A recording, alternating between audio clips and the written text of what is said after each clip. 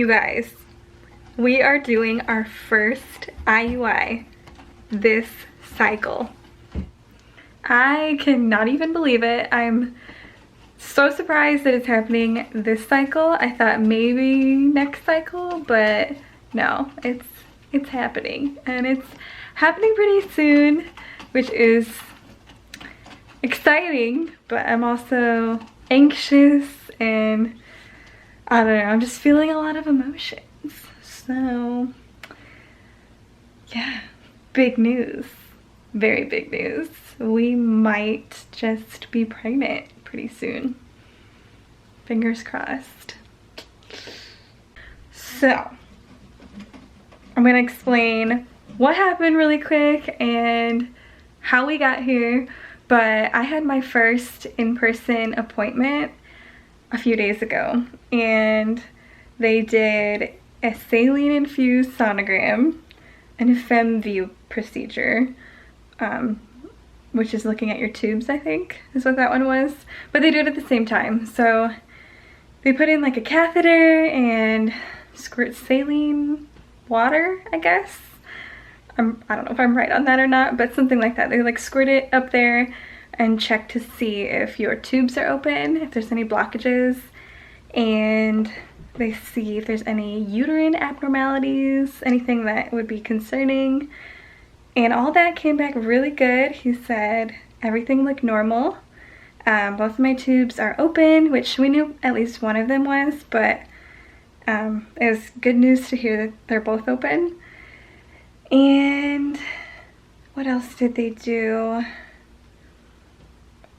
Well, they looked at my ovaries. So when I went in, I was cycle day 6 when I went into my appointment. And because they have to do that test between days 5 through 10, I think. So when you're, like right after your period is done, basically. When your lining and your uterus is thin still at that point, it's easier to see abnormalities, I guess. But it was cycle day 6 when I went in, and they looked at both of my ovaries and they counted how many follicles were forming or starting to grow already, which was really weird and cool to see. But my right ovary, he said, was the more dominant one. I guess that's normal to have one that produces more follicles than the other. So for me, it's my right one, and it had 18 follicles, which he said was good. And then the left one that I had a little bit more trouble with, I was a little worried at first. I don't know, I guess the way he like started talking about that one, like it was almost hard to find or something at first, and they had a hard time counting the follicles. But they were all smaller, and there was only 10. So he said that wasn't too concerning, like it wasn't too few, you know, like, oh God, guys, stop it. My cats are fighting. He said it wasn't like super low or anything, like 3 or 5 would have been really low, but there was only 10 on that side, and they were smaller than the right side. But he said overall, you know, everything looked good, and you know, like nothing to worry about basically. So that was a huge relief, and that was really good news. That's all I was wanting to hear from the appointment, because that's all I thought it was going to be. So once that was over, and it wasn't painful like I thought it was going to be either. Like I was so nervous for this appointment all week leading up to it, and especially like the drive there. I had to drive by myself because my husband worked, and it's an hour and a half away from us. And that was the first time going there too, and you know, going ways that you don't normally go is stressful enough, and trying to figure out how to get there. And I was already nervous about the appointment, so I was not feeling very good that day. I couldn't eat breakfast. I was so nervous, and when I got in there, I was like, you know, like shaking before the appointment. But it only lasted like 10 minutes probably, where everything was like in me, and they were like looking on the ultrasound monitor and all that. And it wasn't painful like I thought it was going to be. I'd been researching all week before on what to expect, and it was kind of mixed. Like half of the people said it wasn't so bad, and then the other half were like, oh my god, it was so painful. I never want to do that again. So I had no idea which way I would go on that, but it ended up being fine. I mean, it was definitely uncomfortable. Like, I don't think anyone would find spreading your legs open and having them shove metal tools up there like something enjoyable, but it wasn't nearly as bad as I thought it was gonna be. Thank God. It was just uncomfortable, and there was like some, kind of felt like a pap smear, like pinching, just weird, you know, feelings, but not super painful. It was actually a lot more painful on the way home, and then once I got home I was really crampy, like really crampy, even worse than my normal period cramps. But that only lasted for a couple hours probably, and then that went away slowly. But yeah, it really wasn't that bad. It was not as bad as I thought it was going to be, which I was very relieved about. But then yeah, anyway, so how we ended up, you know, doing an IUI this cycle. So, hold on. Hi baby, you look so cute up there. Oh, my baby boy. My hand is getting tired. Okay, I had to resituate because my arm was getting tired. How we got, you know, ended up deciding on doing our IUI. So, after my procedures, when they were done shoving things up inside of me, literally, I, you know, got dressed, and they actually provided pads because you're kind of like leaking when you stand up. I dripped all over the floor. They put some pads out on like underneath me and then on the floor too, but I stood up and completely missed those, and it just like dripped everywhere on the floor. So sorry to whoever had to clean that up. That was a weird sound. But yeah, so I was dripping everywhere, so they give you a pad, which is nice. And we went into, the doctor and I went into a different room with just like a table and chairs and just talked for a few minutes. So the original plan was for me to just do a natural monitored cycle.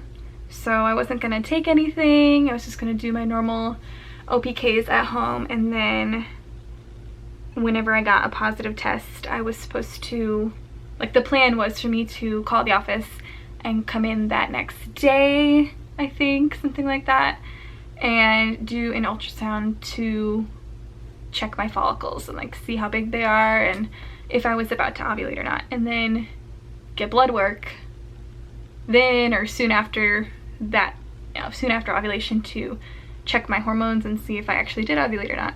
That was the plan. That was the original plan. After the doctor and I talked for a few minutes, and I mean, this is the first time I was meeting him in person, because before it was just a video chat appointment. So we were able to talk more and go into more detail on some things, and he thought it would be a good idea just to go for it. We're doing our first IUI this cycle. That's crazy. Yeah, I still can't believe it. I've been researching all the time, trying to just, you know, learn facts about it and like success rates, and if there's anything I can do to help it go more smoothly, you know. Like, I'm just trying to prepare myself as much as possible. He did prescribe me Clomid, 50 milligrams, just to start out with, and I'm still taking that now. I'm almost done. I think today's my last one, actually. I'm cycle day 9 today. So yeah, today should be my last dose of Clomid. And then the doctor said I will likely ovulate about 7 days after the last pill. So like a week from today, hopefully. Or a couple days sooner even. He said, like, for me, I normally ovulate on around 18 or 19, around there, cycle day 18 or 19. So he said I probably will ovulate around day 16, possibly 14 or 15, but like he was predicting it would be around day 16, so we'll see what ends up happening. I've never been on Clomid before, and that makes me a little bit nervous because as far as I know, I am ovulating pretty much every cycle, because I get certain ovulation symptoms and post-ovulation symptoms, so I'm pretty sure like I've been ovulating on my own every cycle. So he said even in patients that do ovulate on their own, he still prescribes Clomid for an IUI. So I don't know how my body's going to react to that. We'll see. But he said I think the twin rate went up to like 8%, which isn't super high or anything. It's just, it's more than, you know, a natural cycle, which that doesn't scare me. I would love to have twins. My husband and I would love that. That would be really good news actually. So that doesn't scare me. I'm just more worried about, like, this is my body's first time on Clomid, and even if I am ovulating already on my own, like, what if I make too many follicles, like 3 or 4?